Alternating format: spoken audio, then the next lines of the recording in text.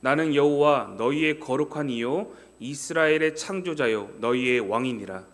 나 여호와가 이같이 말하노라.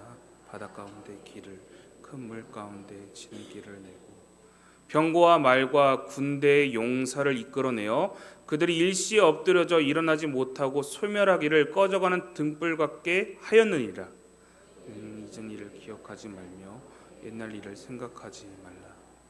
보라, 내가 새 일을 행하리니 이제 나타낼 것이라. 너희가 그것을 알지 못하겠느냐? 반드시 내가 광야의 길을 사막의 강을 내리니 장차 들짐승 곧 승냥이와 타조도 나를 존경할 것은 내가 광야의 물 사막의 강을 내어 내 백성 내가 택한 자에게 마시게.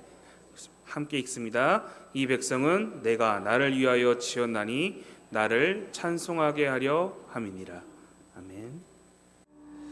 할렐루야. 이 저녁에도 말씀을 사모하여 이 자리 가운데 나오신 나금교회 성도님들을 환영하고 또한 축복합니다. 오늘 보라 새 일을 행하리니 관계에 대해서 여러분들과 함께 이사야의 말씀 나누고자 합니다. 부족하지만 큰 은혜가 여러분들의 삶 가운데 그리고 이 말씀 가운데 발견되기를 소원합니다. 오늘 본문 이사야 43장 16절부터 17절의 말씀을 다시 한 번 더 살펴보려 합니다. 나 여호와가 이같이 말하노라. 바다 가운데 길을 큰 물 가운데 지름길을 내고 병거와 말과 군대의 용사를 이끌어내어 그들이 일시에 엎드려져 일어나지 못하고 소멸하기를 꺼져가는 등불 같게 하였느니라 라고 성경은 말하고 있습니다. 이 사건을 보면 여러분 어떠한 한 사건이 떠올리게 되십니까? 네, 바로 출애굽 당시에 베푸셨던 하나님의 은혜, 놀라운 기적들을 생각나게 되는 것이죠. 곧 자신이 친히 이스라엘을 위하여 홍해를 가르시고 바로의 군대들을 멸하시는 놀라운 능력을 보이셨음을 이사야를 통해 증언하고 있는 것입니다. 그 누구도 할 수 없는 일이며 전대미문의 사건을 일으키신 이 하나님은 이 세상을 창조하시고 이 창조한 모든 권한과 주권을 가지고 계신 분이시죠. 모든 것을 하실 수 있는 오직 유일한 분을 향해 우리는 무엇이라고 말합니까? 전능하신 하나님, 바로 The Almighty God이라고 전능자라고 고백하고 있는 것이죠.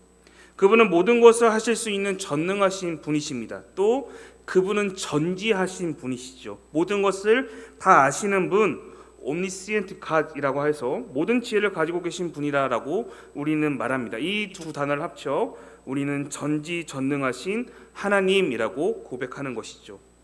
지난주일 예배 때 담임 목사님 설교에서도 잠시 언급되었지만 마치 니체가 신은 죽었다라고 말한 것처럼 이 시대는요, 기독교적 가치관이 상실되고 하나님을 인정하지 않는 시대 속에서 사실 우리 모두는 살아가고 있습니다. 신이 죽은 것이 아니라 신이 죽은 것처럼 행동하며 살아가고 있다는 것이죠. 그러면서 뛰어난 과학 문명과 의료적인 발전을 우리 가운데 우리가 이루어냈지만 이것들이 하나님의 자리를 꿰차기 시작하므로 더 이상 하나님의 전능하심을 구하지도 않게 되었습니다. 또 전지하신 하나님을 우리 삶 가운데서 지워내고 인간의 지혜의 뛰어남을 마치 바벨탑처럼 우리도 모르게 세워가며 오늘 이 시대를 우리는 살아내고 있습니다. 하나님의 절대적인 주권을 인정하지 않는 시대 속에서 더 이상 하나님은 신화 속 이야기와 같이 무관심과 지나가 버린 추억처럼 되어버렸다는 것이죠. 과거 대학교 수업 가운데 구비문학론이라는 국문과 수업이 있었습니다.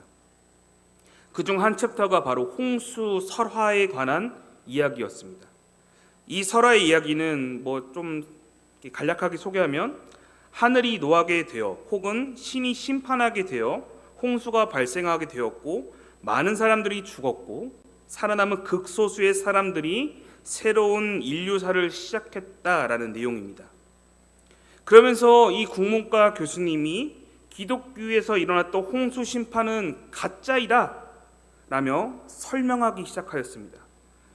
홍수 설화에 관한 것은 한국뿐만 아니라 전 세계적으로 전 지구적으로 그 설화가 발견되기에 창세기도 그 설화 중 하나일 것이다 라며 마치 하나님을 부정하는 결론을 그 교수님이 내리기 시작하였습니다. 그때가 2005년도였습니다. 이처럼 사람이 지혜가 많아지고 발전을 이룸에 따라 하나님을 더욱더 발견해가는 것이 아니라 하나님을 우리의 삶 가운데서 더욱더 지어가는 어떠한 무신론이나 진화론적 사고관이 사실 우리 사회 속에서 뿌리 깊게 자리 잡고 있고, 그리고 그 내용들을 여전히 우리 아이들은 배우며 커가고 있습니다. 그렇다면 이러한 시대 속에서 오늘 살아가는 우리와 또 어린 영혼들에게 하나님의 이 전능하심, 이 전능하심이 오늘날 우리 살아가는 우리에게 주는 의미가 과연 무엇일까요? 과연 하나님의 전능하심이 오늘을 살아가는 나와 어떠한 관계가 있는 것일까요? 여기 전혀 모르는 한 아이가 있다라고 좀 상상해 보겠습니다. 이 아이가 저에게 와서 과자를 사달라고 하는 상황을 함께 상상해 보겠습니다. 물론 제가 돈은 많지 않지만 과자 하나쯤은 충분히 사줄 능력이 되고요. 또 그 아이를 향해 긍휼함과 또 축복하는 마음으로 그 아이에게 과자를 사줄 수 있을 것입니다. 그러나 우리는 여기서 한 가지 질문을 이 아이에게 하게 되는 것이죠. 어떠한 질문일까요? 여러분 맞추시면 제가 달란트를 하나 어떠한 질문일까요? 네, 맞습니다. 너희 부모님 어디 계시니? 라고 물어봐야 하는 것이죠. 이렇게 혼자 있어도 되는 거니? 라고 물어봐야 하는 것입니다. 즉 과자를 사줄 능력이 없어서 못 사주는 것이 아니라 바로 이 아이와 제가 관계가 없기에 사줄 필요가 없는 것이죠. 즉 하나님의 전능하심이 우리에게 있어서 무엇을 밝혀주냐면 바로 관계를 밝혀주시는 것입니다. 아무리 하나님이 하실 수 있는 능력이 있다 하실지라도 관계가 없으면 받아먹을 수가 없는 것이죠. 오늘날 우리는 능력 중심 사회 속에서 살아내고 있습니다. 끊임없이 능력을 발휘할 것을 요구받고 있고요. 당신의 재능과 혹은 나이가 과연 이 일을 감당할 수 있을지에 대해서 끊임없이 질문을 받게 됩니다. 여러 권사님들과 이야기를 하다 보면 아직도 일을 하고 싶은데 나이 때문에 제한을 받는다라고 하시는데요. 이처럼 재능과 나이가 여전히 우리가 감당할 수 있는지에 대해서 세상은 끊임없이 우리의 능력과 나이를 물어보고 있습니다. 더불어서 이 일에 대한 효율과 네가 과연 책임질 수 있는지에 대한 평가도 우리에게 요구되고 있는 것이죠. 끊임없이 우리에게 경력과 경험, 능력을 요구하는 세상 속에서 마주하며 우리는 살아가고 있습니다. 이때 우리는 그 현장 속에서 항상 이런 질문을 하게 되는 것이죠. 과연 당신과 나는 어떠한 관계입니까?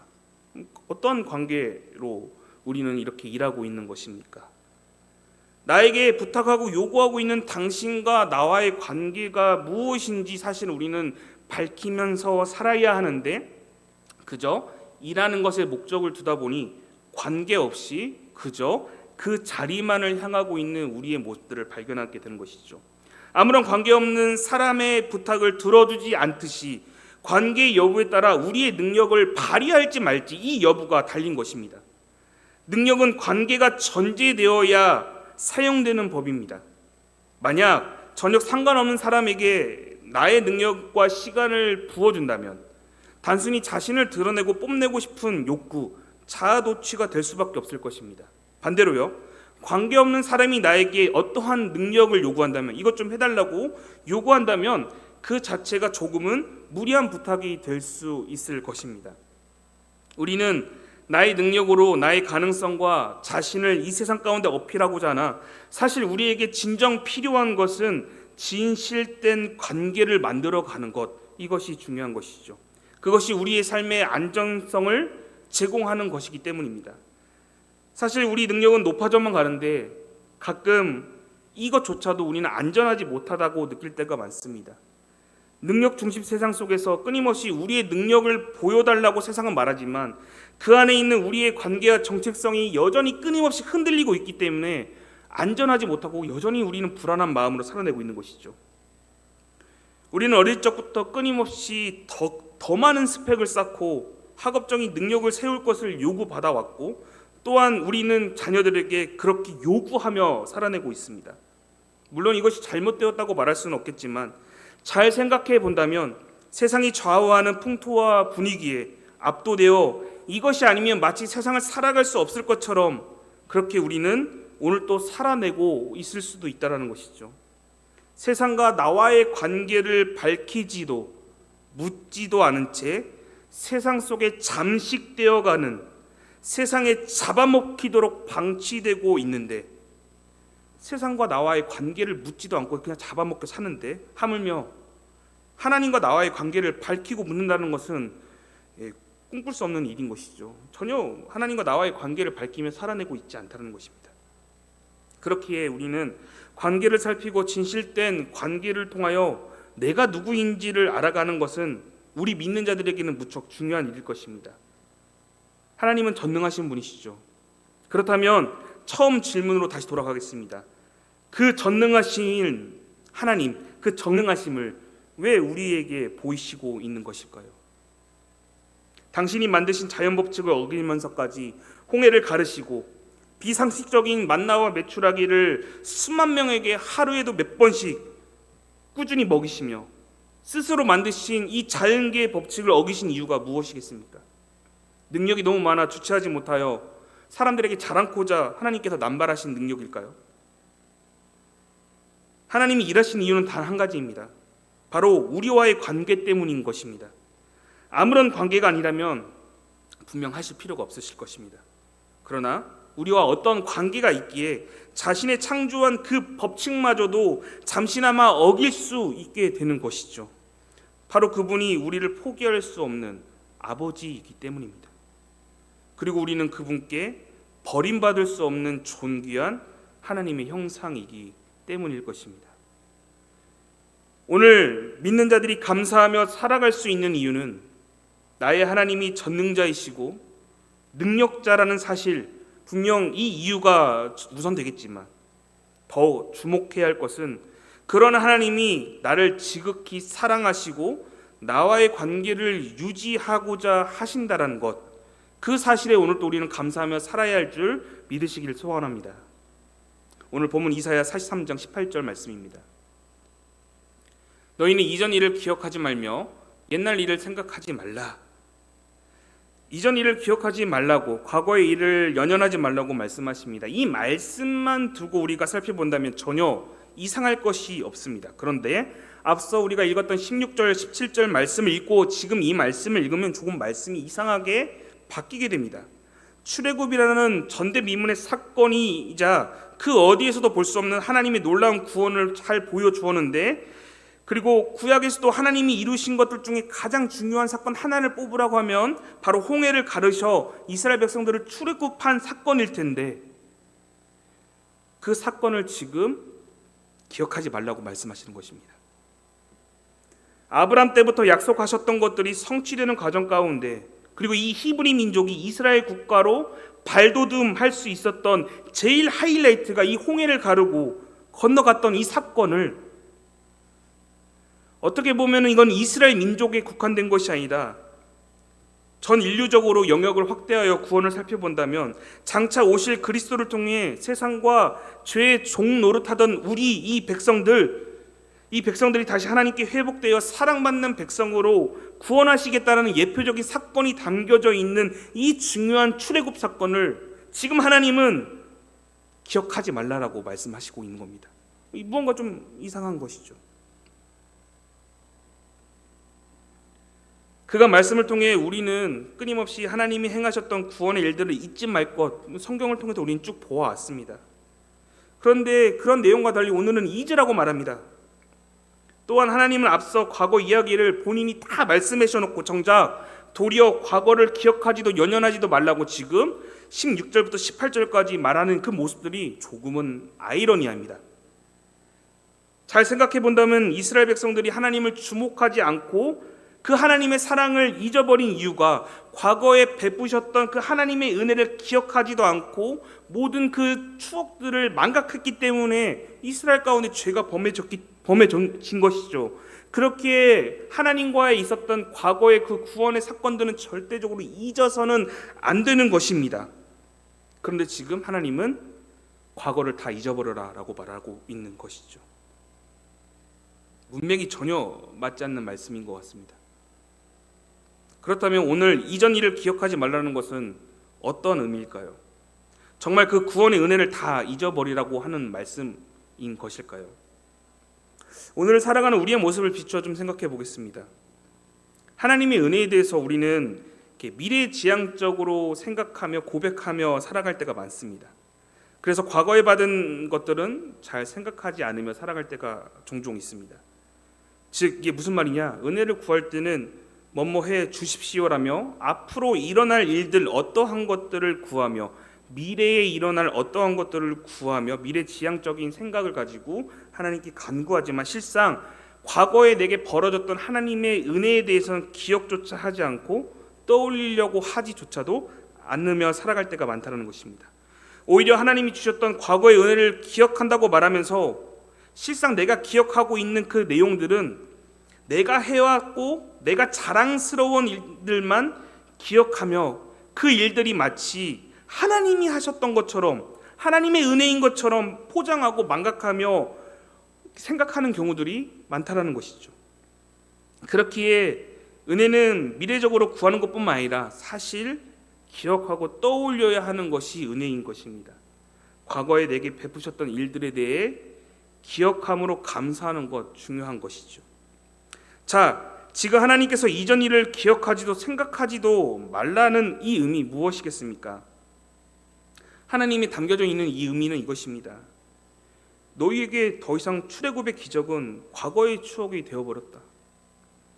더 이상 이것이 내 인생이 중요하지 않게 되었고 마치 빛바랜 사진처럼 간신히 사진을 봐야 기억날 정도로 그래야만 떠올릴 정도로 아무런 기대감 없이 전혀 나를 기억하지 못하는구나. 그렇다면 너희가 경험했던 그 최고의 기적, 그 출애굽보다 더 놀라운 기적을 내가 오늘 베풀어 보이리라. 너희에게 행할 놀라운 새 일을 기대하게 만들겠다. 출애굽의 일들은 더 이상 생각나지 않을 정도로 더 큰 것을 준비하여 내 인생의 주인이 누구인지 알게 하겠다. 지금 이 말씀을 지금 하고 계신 것입니다. 지금 우리에게 하나님의 새 일을 기대하며 살아낼 것을 요구하고 계신 것이죠. 그렇기에 은혜는 기억하는 것뿐만 아니라 기대해야 하는 것입니다. 여러분들의 삶 가운데서 하나님의 은혜가 기억되시고 또한 기대가 되십니까? 아멘. 네. 하나님은 본인이 행한 일에 대해서 우리의 기대감을 회복시키고 다시 우리 앞에 전능자로 서시겠다라고 지금 말씀하고 계십니다. 왜요? 우리를 사랑하시는 하나님 아버지이기 때문입니다. 그 사랑의 의지적인 표현이 오늘 함께 읽었던 18절의 말씀인 것이죠. 예전 일보다 더 큰 새 일을 준비하리라. 이런 하나님은 우리 인생이 더 귀하고 좋은 것으로 준비하셨음을 믿으시는 여기 계신 나군교회 성도님들 되기를 소원합니다. 나와 내 가정뿐만 아니라 내 자녀들에게 더 큰 것을 예비하고 계십니다. 그렇게 저는 이렇게 여름 성경학교를 준비함에 있어서 이렇게 많은 고민과 어려움이 생길지라도 여전히 기대감을 내려놓지 못하는 것은요, 이미 하나님이 새 일을 준비하셨기 때문입니다. 준비하는 제가 힘들어도요, 그럼에도 불구하고 포기하지 못하고 기대감이 넘치는 것은 제가 하는 게 아니라 하나님이 하시기 때문입니다. 우리 어린 영혼들이 저의 힘과 능력, 이거와 비교할 수 없는, 이미 몇 수를 더 내다보시는 그 하나님이 더 좋은 것으로 준비하셨을 그 하나님의 새 일이 그저 저는 기대될 뿐입니다.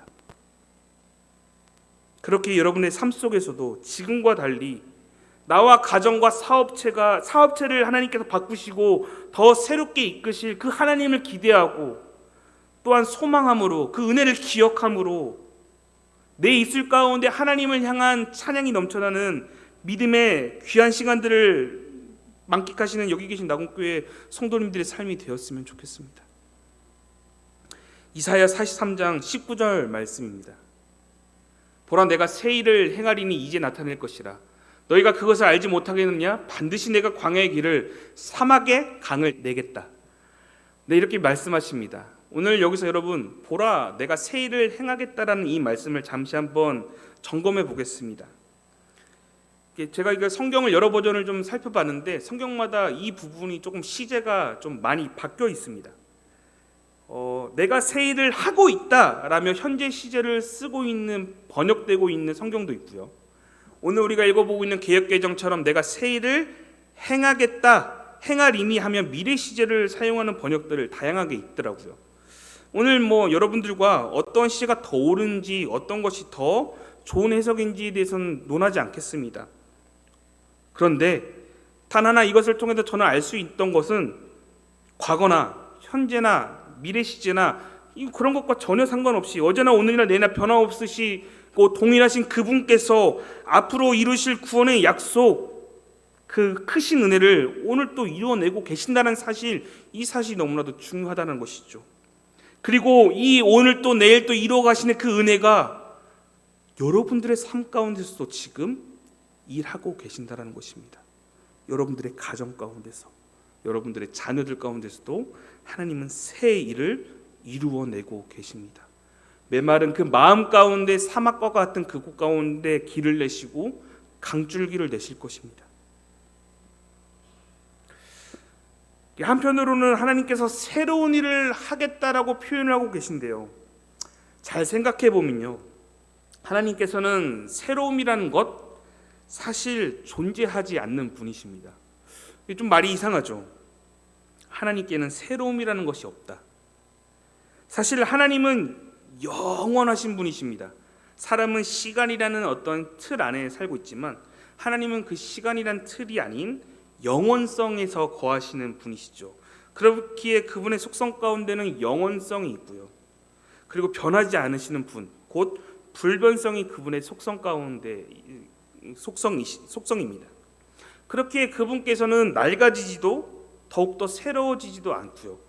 여전히 그대로 쭉 끊임없이 한결같이 변함없으신 분이신 것이죠. 기존에 있던 그 변함없는 그 사랑, 그 온전한 사랑 그대로 쭉 변함없이 불변하지 아니하고 그대로 있다라는 것입니다.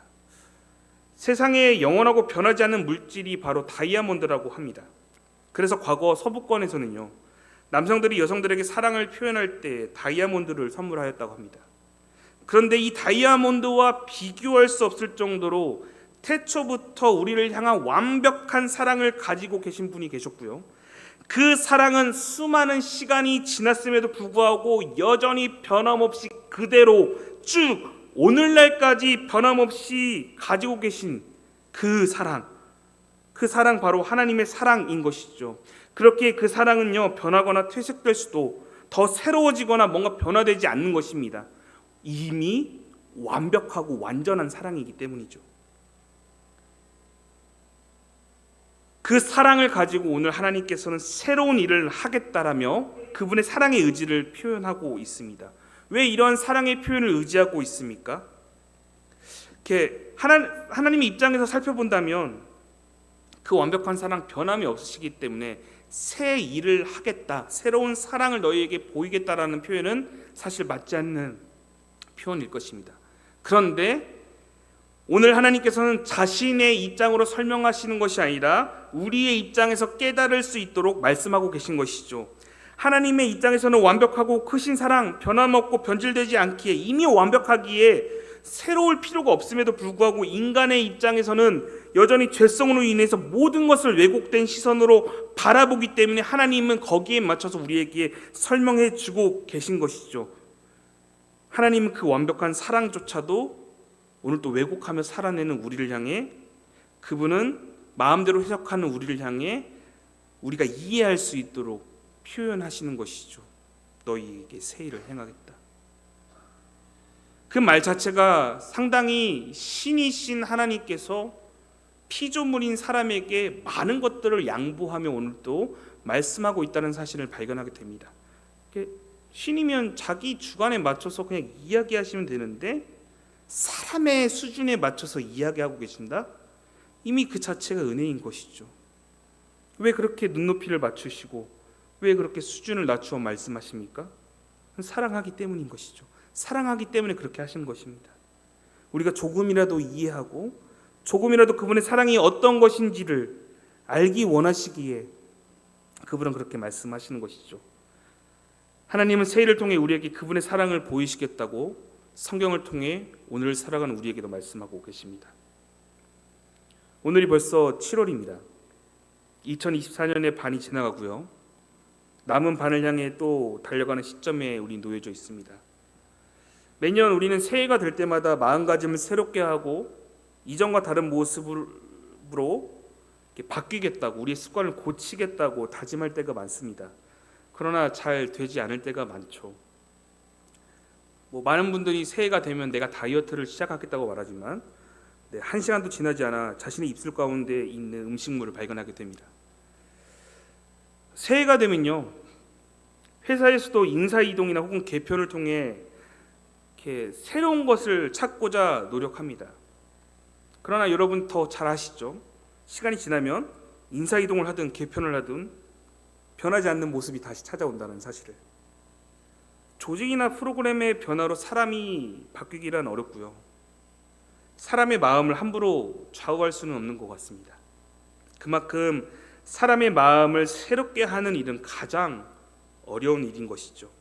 그런데 하나님은 그 낡아지고 무뎌진 마음을, 우리의 마음을 새롭게 해주시겠다라고 오늘 말씀하십니다.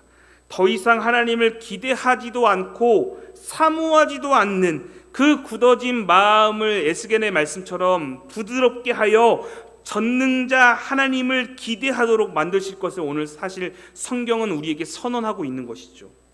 그렇게 하나님은 우리에게 행하실 새 일과 그분의 전능하심을 보이시는 이유, 바로 우리와의 관계를 알려주시고 또한 회복시키기 위함임을 믿으시길 소원합니다. 그분이 우리에게 새 일을 행하겠다, 내가 너희 앞에서 전능자이다 라는 사실을 밝히는 이유는 단 하나입니다. 그분이 스스로 자랑하고자 한 것이 아니라 우리와의 관계를 알려주시고 회복시키기 위해서 그렇게 하시는 것이죠. 그렇다면 우리의 관계가 회복되는 이 시점, 우리는 어떤 것들을 스스로 점검해야 할까요? 이사야 43장 22절 말씀입니다. 그러나 야곱아, 너는 나를 부르지 아니하였고 이스라엘아, 너는 나를 괴롭게 여겼다 라며 우리로 대변되는 야곱, 그 야곱의 자손 이스라엘 백성들에게 이렇게 말합니다. 너는 나를 부르지도 않고 너는 나를 오히려 괴롭게 여겼다 라고 말합니다. 너를 위해 끊임없이 새로운 일을 준비하고 있음에도 불구하고 여전히 너는 나에게 실증내고 있고 여전히 나를 찾지 않는 그 모습이 있다라고 하나님께서 말씀하시는 것이죠. 하나님이 끊임없이 새 일을 통해 우리에게 노력하는 것에 비해 우리는 그 모습을 하나님, 여전히 왜 우리에게 잔소리하십니까? 라고 여기며 살아낸다는 것이죠. 이사야 43장 23절부터 24절의 말씀입니다. 내 번제의 양을 내게로 가져오지도 아니하였고 내 제물로 나를 공경하지도 아니하였느니라. 나는 제물로 말미암아 너를 수고롭게 하지 아니하였고 유향으로 말미암아 너를 괴롭게 하지 아니하였거늘 너는 나를 위하여 돈으로 향품을 사지 아니하며 희생의 기름으로 나를 흡족하게 하지 아니하고 내 죄짐으로 나를 수고롭게 하며 내 죄악으로 나를 괴롭게 하였느니라 라며 하나님은 말씀하시죠. 무슨 말입니까? 너희가 끊임없이 예배를 지키지 아니하였고 제사와 제물, 수고와 헌신을 내가 강요하지 않았음에도 불구하고 너 스스로 하나님께 향하는 것들을 다 괴롭다고 여기며 살아가는 모습을 내가 보았다. 한 번도 마음 다하여 나를 진정 위한 것들을 한 번도 가져오거나 그렇게 행동하지 않았으면서 오히려 너희는 내게 모든 죄의 짐을 지게 하였고 온갖 허물과 악행으로 나를 지치게 하였다라고 하나님은 말씀하십니다. 너희는 단 한 번도 나에게 온전한 것을, 온전한 마음을 내어준 적 없으면서 마치 오늘도 내가 살아있지 않은 하나님인 것처럼 나에 대한 기대감도 없고 나에 대한 사랑도 없고 그로 인한 기쁨의 삶도 없고 여전히 허망되게 살아내는 그 모습이 너무나도 안타깝다라며 하나님은 오늘 또 말씀하고 계신 것이죠. 마치 하나님이 살아계시지 않은 것처럼. 그렇다면 우리에게 바뀌지 않는 이런 죄악된 모습들 하나님께서 당연히 벌하셔야죠. 벌하셔야 합니다. 우리의 이런 잘못된 모습 당연히 벌하셔야죠. 그게 마땅합니다. 그런데 다음 25절에서는 다른 말씀을 하십니다. 나 곧 나는 나를 위하여 내 허물을 도말하는 자니 내 죄를 기억하지. 함께 읽어볼까요? 시작. 나 곧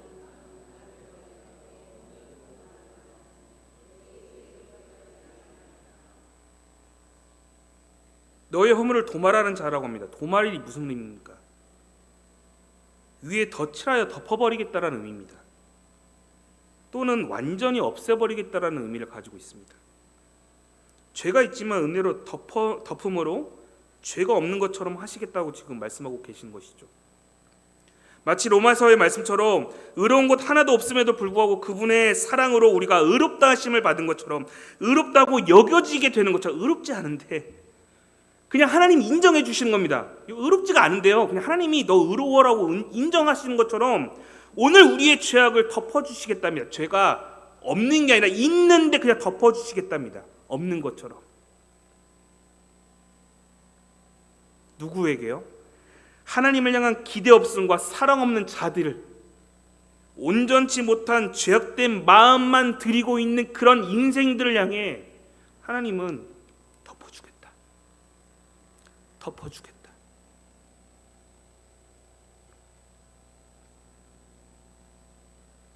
그 덮어주시는 그 은혜의 하나님은 우리 아버지가 되심을 여러분 믿으셔야 합니다.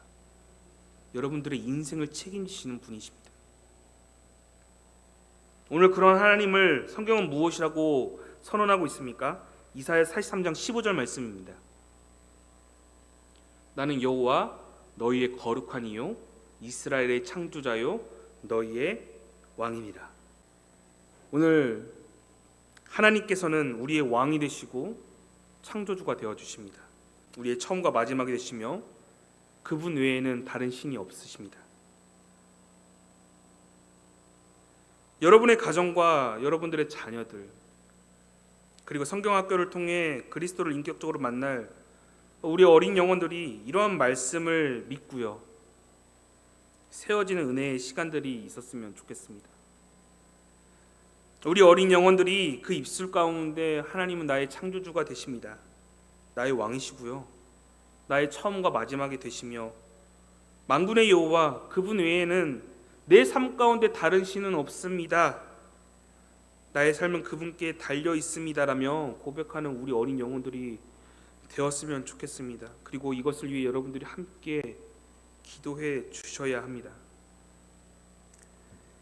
저 어렸을 때는요, 물론 좀 상황은 다를 수 있지만 제가 유년초등부 때, 중고등부 때 이렇게 수련회나 캠프에 가서 기도하면 항상, 그때는 어렸을 때니까요, 이름 모르는 권사님들, 집사님들이 뒤에 앉아서 함께 기도해 주시고요, 마지막에는 함께 착석해서 제 손을 잡고 기도해 주시는 그 모습들이 있었습니다. 어린 시절에. 여전히 보면 누구신지는 잘 몰라요. 근데 제 기억 가운데 그게 너무나도 강렬했습니다. 그분의 기도의 목소리 가운데 내 삶이 그리스도 안에서 바뀔 것을 계속 선언하시는데, 그 기도의 제목이 여러분 이 강단 위에 올라와 있는 제 모습, 그게 증거가 아니겠습니까? 여러분들이 함께 기도해 주셨으면 좋겠습니다. 그리고 조금 이거는 권면하는 건데, 괜찮으시면 여름 성경학교 물질로 후원 못 하시더라도 함께 자리하셔서 그 어린 영혼도 함께 손잡아 주시고 함께 기도해 주셨으면 좋겠습니다. 제 어린 시절 그렇게 기억하여 성장한 저의 모습처럼 이제 그 아이들도 누군가 이름 모르는 그 권사님, 집사님의 손을 부여잡고 기도함으로 그 영혼이 분명히 변화될 것입니다. 여러분 믿지 않으십니까? 기도에 힘이 있다라는 사실. 네, 그게 이게 간증입니다. 여기 올라와 있지 않습니까? 제가 이렇게 여러분 앞에 말씀 선언하고 있지 않습니까? 그 아이들의 간증이 되어 주십시오. 그 아이들의 기도의 후원자가 되어 주십시오.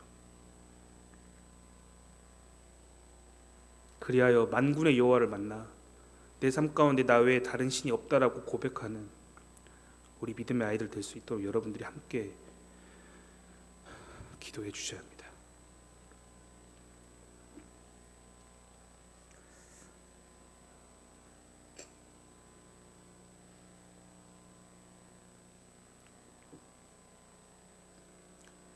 사랑하는 성도 여러분, 오늘 이 본문의 말씀, 이사야 말씀은요, 이사야가 예언하던 시기는요, 남유다가 우상 숭배로 하나님께 벌받기 전, 즉 영적으로 무너지어 바벨론 포로가 되기도 100년 전의 일을 이사야는 예언하고 있습니다. 그리고 그 이후에 70년 후에 다시 고국으로 돌아와 귀국할 것에 대해서도 이사야서에서는 말하고 있죠.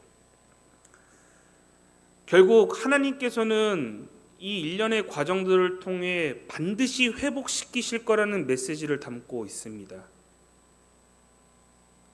무너져 버린 그 관계를 회복하고 다시 관계를 세움으로 내가 너희 앞에 전능자라는 사실과 너희의 아버지라는 사실을 다시 회복시키겠다고 말씀하시는 분이 우리 하나님 아버지이십니다.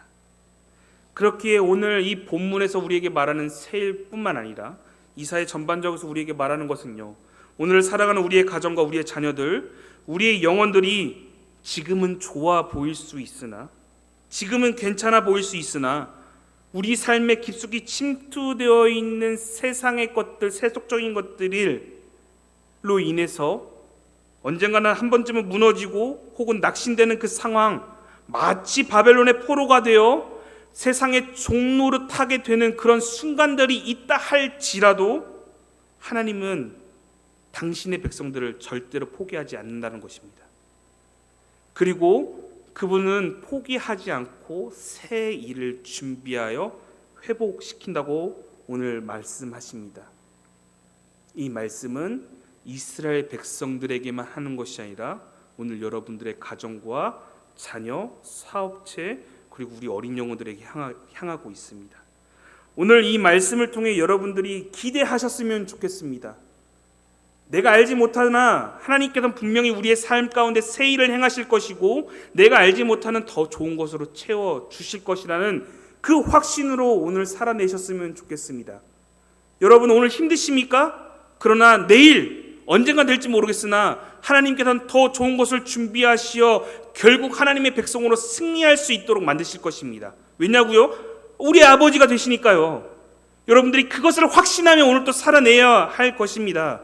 이 확신이 무너진다면 우리는 오늘 또 세상의 종노릇하며 살아낼 것입니다. 그러나 하나님이 우리의 아버지가 되신다는 사실을 확신하신다면 우리는 무너지지 않을 것입니다. 무너져도 다시 회복할 것입니다. 왜냐고요? 새 일을 이루실 하나님이 우리와 함께 임마누엘 하시기 때문입니다. 오늘 우리의 관계를 회복시키시고 우리와 함께 하시는 그 하나님께 오늘 또 여러분의 마음을 내어드리는, 그리하여 여러분들의 삶의 소망이 세상이 아니라 하나님을 발견하는 그런 믿음의 나군교회 성도님들의 삶이 되기를 소원합니다. 기도하겠습니다. 사랑해 주님, 감사합니다. 오늘 또 부족하고 연약하며 하나님 앞에 무익하고 선한 것 하나 없는 우리들을 주님께서는 자녀로서 포기하지 않고 끊임없이 우리를 사랑하시고 은혜의 자리로 우리를 부르시는 그 하나님의 사랑을 함께 나누게 되었습니다. 이 사랑을 잊지 아니하시고 과거에도 오늘에도 그리고 미래에도 여전하실 그 하나님의 무한하신 그 사랑하심을 우리가 믿고 신뢰하고 확신하며, 그리고 그 하나님의 사랑으로 은혜로 오늘 또 우리는 승리하며 살아낼 수 있다는 사실을 기억하며 살아낼 수 있도록 주님 인도하여 주시옵소서. 내 지혜로 살아내는 것이 아니라 성령 하나님의 이끄심과 도우심으로 살아낼 수 있도록 주여 함께하여 주시옵소서. 이제 여름 성령학교를 계속적으로 준비하고 있는 여러 부서들이 있습니다.